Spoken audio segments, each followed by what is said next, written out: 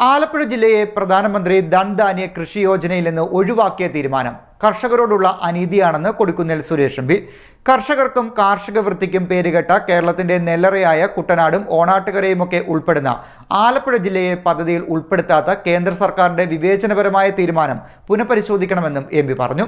ജില്ലയെ പദ്ധതിയിൽ ഉൾപ്പെടുത്തണമെന്ന് ആവശ്യപ്പെട്ട് നീതി ആയോഗ് സിഇഒയോടും മറ്റ് മുതിർന്ന കേന്ദ്ര ഉദ്യോഗസ്ഥരോടും നിരന്തരം ആവശ്യപ്പെടുമെന്നും പറഞ്ഞു.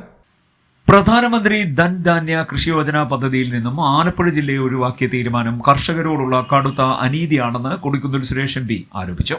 കർഷകർക്കും കാർഷിക വൃത്തിക്കും പേരുകേട്ട കേരളത്തിന്റെ നെല്ലറയായ കുട്ടനാടും ഓണാട്ടുകരയും കഞ്ഞിക്കുഴിയും ചേർത്തലയും ഒക്കെ ഉൾപ്പെടുന്ന ആലപ്പുഴ ജില്ലയെ കാർഷിക മേഖലയുടെ ഉന്നമനം ലക്ഷ്യമിട്ട് കഴിഞ്ഞ കേന്ദ്ര ബജറ്റിൽ പ്രഖ്യാപിച്ച പ്രധാനമന്ത്രി ധൻധാന്യ കൃഷി യോജന പദ്ധതിയിൽ ഉൾപ്പെടുത്താത്ത BJP നയിക്കുന്ന കേന്ദ്ര സർക്കാരിന്റെ വിവേചനപരമായ തീരുമാനം അത്യന്തം പ്രതിഷേധാർഹമാണെന്നും കൊടിക്കുന്നിൽ സുരേഷ് എം പി പറഞ്ഞു. പ്രധാനമന്ത്രി അടുത്തിടെ പ്രഖ്യാപിച്ച 100 ജില്ലകളുടെ പട്ടികയിൽ കാർഷിക സമ്പദ് വ്യവസ്ഥയിൽ പ്രധാന പങ്കുവഹിക്കുന്ന ആലപ്പുഴയെ ഉൾപ്പെടുത്താത്തത് കേന്ദ്ര സർക്കാരിന്റെ കർഷക വിരുദ്ധ സമീപനത്തിന്റെ തെളിവാണ്.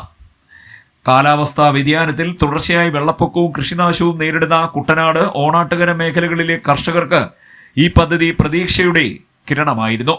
എന്നാൽ കേന്ദ്ര സർക്കാർ രാഷ്ട്രീയ പരിഗണനകളെ മുൻനിർത്തി ആലപ്പുഴയെ ഒഴിവാക്കിയത് കർഷകരെ നിരാശപ്പെടുത്തിയിരിക്കുകയാണെന്നും അദ്ദേഹം പറഞ്ഞു. ആലപ്പുഴ ജില്ലയെ പദ്ധതിയിൽ ഉൾപ്പെടുത്തണമെന്ന് ആവശ്യപ്പെട്ട് നീതി ആയോഗ് സിഇഒയോടും മറ്റ് മുതിർന്ന കേന്ദ്ര ഉദ്യോഗസ്ഥരോടും നിരന്തരം ആവശ്യപ്പെട്ടിട്ടുള്ളതായും കൊടിക്കുന്നിൽ സുരേഷ് എം പി പറഞ്ഞു. CDNet news, Kayamkulam.